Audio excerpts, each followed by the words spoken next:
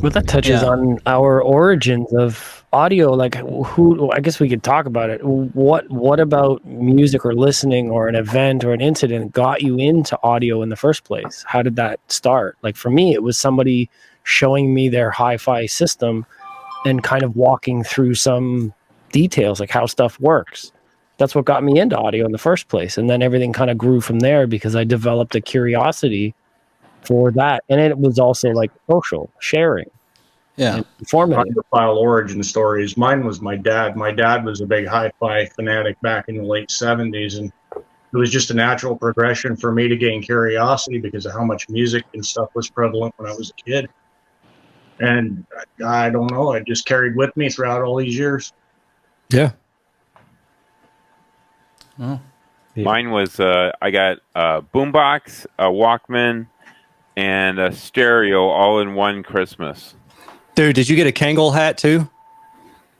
No. A Kangol hat? You know what I'm talking about? No. LL Cool J in the 80s. That's good. Yeah. Just picture LL Cool J in the 80s. Kangol hat. All the rappers wore them back then. Don't Never call it a mind. comeback. I've been here for years.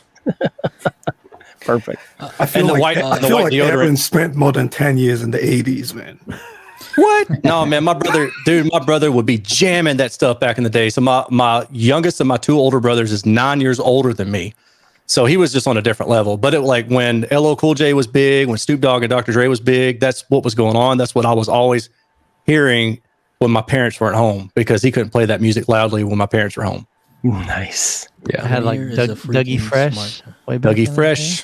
Dougie Fresh and Dana Dane. I even had the Fat Boys, man. That was like big. That was like one of my first rap, because I really loved rap back in the 90s. Rock. It was the Fat Boys. I still have a hip hop CD from '82. It was Run DMC that kind of got me into rap and thinking about the style and genre of music. Yeah. It's interesting how different it is nowadays, but whatever. Every generation's got their own thing. So yeah. So is it music, just music enjoyment that drew most of us into the gear? I would say so. All right. Do you remember what it really was? Like I think originally it was because I always wanted an Iowa stereo. I'd go into the circuit cities and the I guess that's probably where they would have it, and I'd see the Iowa setting or system, and I'm like, oh man, I want that, but I'm a teenager and I'm broke and I don't have any money, and so you kind of lust after that, and you go into the stores and you just play with all the knobs and look at all the stereo equipment, and that's kind of what got me into the hobby. And then I began to go to a local place called Sound Advice, which was I think later bought out by Tweeter. Some of you guys might have had a Tweeter back in the day. Yeah, I remember them.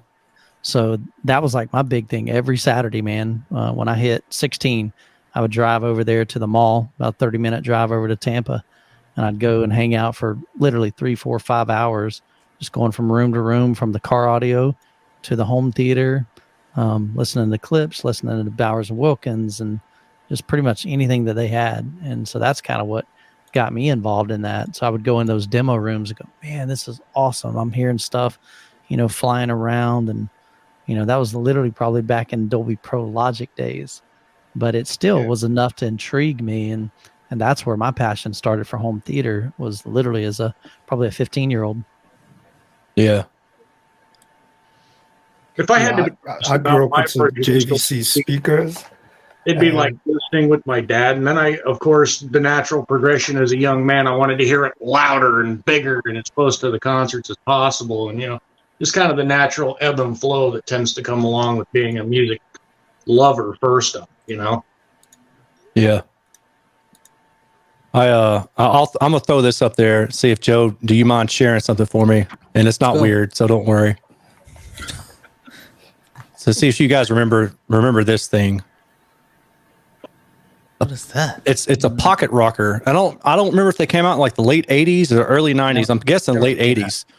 But they were miniature little tapes, and they had like, I think 2 songs, one on maybe each side or something like that.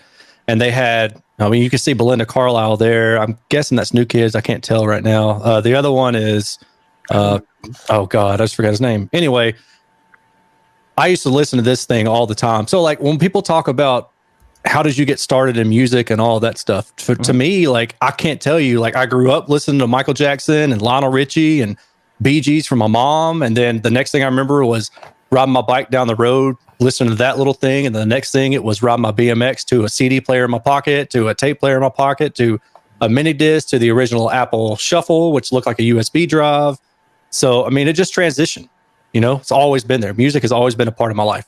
Mm-hmm. Absolutely, same. Who's never had music part of their life? I mean, I feel bad. Well, that's what I'm saying. Like, because people say, well, what was that one thing? And like, there was never one thing. It was always it's just always been there. You know, like, I don't know. Yeah. I mean, I remember hi-fi sitting beside my bed, and I would listen to. They always had I think it was the top 5 at 9. So it was the top 5 songs of that night, and I'd sit there with my finger on the play and the record. You know, and as soon as it was about to hit, if it was my jam, man, I'd hit the record. That's awesome. And I'd be making these mixtapes. And so I would listen to music all night long. I'd go to bed listening to music. So I guess really, you know, music was probably the intro into what I enjoy now. Mm. You know, even though it kind of transitioned more to home theater for me personally, but music was definitely kind of what started it all. Yeah. You know, the enjoyment of listening to speakers and, you know, and for me, of course, you know, I always wanted some that had kind of some bottom end to them. We didn't have subwoofers for the most part originally. And so I had a pair of Technics speakers. It was like a 3-way tweeter mid-range and a 12-inch woofer. And then I started working for Circuit City, traded those in, got some DCM speakers. That was kind of like Serwin Vega's kind of competition back then. Oh, the KX series, yeah. That was for the time frames and time window. Great little speakers, and they would slam, dude. I would crank them up, and sadly, I was listening to some inappropriate music back then in the day. And there's nothing wrong with that. Well, it's wrong when you're getting ready for school in the morning. You got it just cranked up, and it was Two Live Crew, unfortunately. Oh, and inappropriate. And I'm cranking it up, and love it. I walk into the kitchen. I look out the window, and my dad's truck's outside. He was supposed to be at work. Oof. And my house was small. We're talking like less than 1,000 square feet. There ain't no way in the world that my dad did not hear that because it was right next to his thing. And I was like so mortified. My dad never said a word, but it was hey, we want some. Yeah. I was like, oh my gosh. Yeah. It was pretty bad.